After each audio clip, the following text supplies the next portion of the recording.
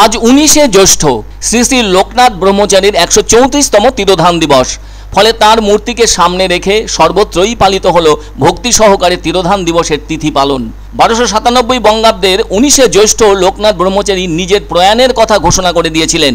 আর সত্যি সত্যি সেই দিন বেলা 11:45 বাংলাদেশের নারায়ণগঞ্জের সোনারগাঁওয়ের বড়দি আশ্রমে তিনি শেষ নিঃশ্বাস ত্যাগ করেন। তবে ভক্তদের বিশ্বাস, যেদিন তিনি প্রয়াত হন সেদিন তার বয়স হয়েছিল 160 বছর। ফলে তার মহাপ্রয়াণের দিনটিকেই আজও মানুষ ভক্তি ও শ্রদ্ধার মধ্য দিয়ে স্মরণ করে আসছেন। আর ঘরে ঘরে লোকনাথ ভক্তরা তার পুজো করে থাকেন। সেজন্য এদিন জলপাইগুড়ি শহরের যোগমায়া কালীবাড়ির ভেতরে থাকা লোকনাথ ব্রহ্মচারীর মন্দিরেও পালিত হলো তাঁর তিরোধান দিবস উপলক্ষে পুজো পাঠ। ফলে এদিন সকাল থেকেই ওই মন্দির প্রাঙ্গণে শুরু হয় পূজার্চনা। আর তাই অনেক মানুষের সমাগম লক্ষ্য করা যায়। পুরোহিতের উপস্থিতিতে তার বিশেষ পূজা ও হোমযজ্ঞ অনুষ্ঠিত হয়। আর সেই সাথে চলতে থাকে খিচুড়ি ভোগের আয়োজন, যা কিনা সকলের জন্য বিতরণ করা হবে। এদিকে বাবা লোকনাথ ব্রহ্মচারীর আধ্যাত্মিক শক্তির বিষয়ে অনেক প্রচলিত কথা এবং বিশ্বাস আছে। মনে করা হয় সব বিপদেই তাঁকে স্মরণ করলে তিনি সেই ভক্তকে রক্ষা করে থাকেন। সেজন্য আজও অসংখ্য ভক্ত অত্যন্ত নিষ্ঠার সাথে তাঁর পুজো করে থাকেন, যেমনটা এদিনও করলেন। তিনি বলেছেন, রণে বনে জলে জঙ্গলে যখনই বিপদে পড়িবে আমাকে স্মরণ করিও, আমি রক্ষা করিব।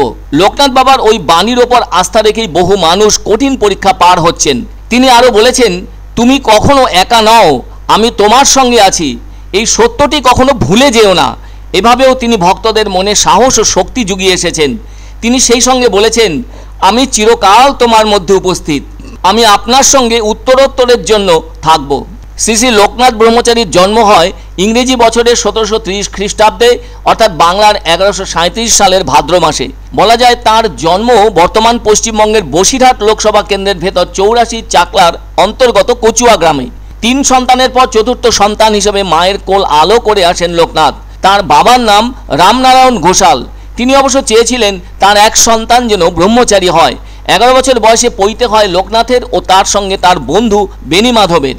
আর ওই সময় থেকেই লোকনাথ ও তার বন্ধু বেনি মাধব আচার্য গঙ্গোপাধ্যায়ের শিষ্যত্ব গ্রহণ করেন। 1148 সালে আচার্য গঙ্গোপাধ্যায় তাদেরকে নিয়ে আসেন কালীঘাটে। আর সেখানেই শুরু হয় সাধন ভজন। জানা গেছে ওখানেই তারা দুই বন্ধু 30-40 বছর ধরে একবার করে খেয়ে কাটিয়েছেন।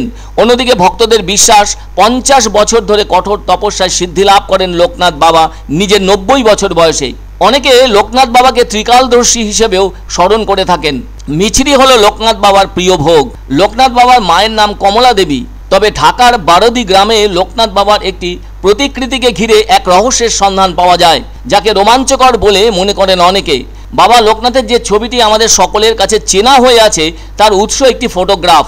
আর ওই ছবিটি তুলেছিলেন দেশীয় রাজ্য ভাওয়ালের তৎকালীন রাজা। সুতরাং আজ থেকে 130 বছর আগে সেই ফটো থেকে একটি পেইন্টিং তৈরির কথা ভেবেছিলেন ঢাকার বিখ্যাত নাগ পরিবারের স্ত্রী রেণুকা দেবী। সেই ছবিটি ছিল নেহাতি ছোট, মাত্র 3 ইঞ্চি বাই 5 ইঞ্চি। এরপর রেণুকা দেবী ওই ছবিটি বড় করে আঁকার জন্য বরাত দেন ঢাকার এক দরিদ্র চিত্রশিল্পী দুর্গেশ বন্দ্যোপাধ্যায়কে। শেষটায় তিনি সেই ছবি সমাপ্ত করেন। আর ওই ছবিটি আজ এত বছর পরও একইভাবে সকলের ঘরে ঘরে বিরাজ করছে। একইভাবে মূর্তিও তৈরি হয়েছে এবং হচ্ছে। এছাড়াও আর কোনো ছবি নেই কারো কোনো সংগ্রহে। ফলে এদিন তার পুজো হলো মিছরি, কচুর শাক আর ডাবের জল দিয়ে। এদিন জলপাইগুড়ি শহরের অনেক বাড়িতেও লোকনাথ বাবার তিরোধান দিবস পালিত হয় শ্রদ্ধার সঙ্গে।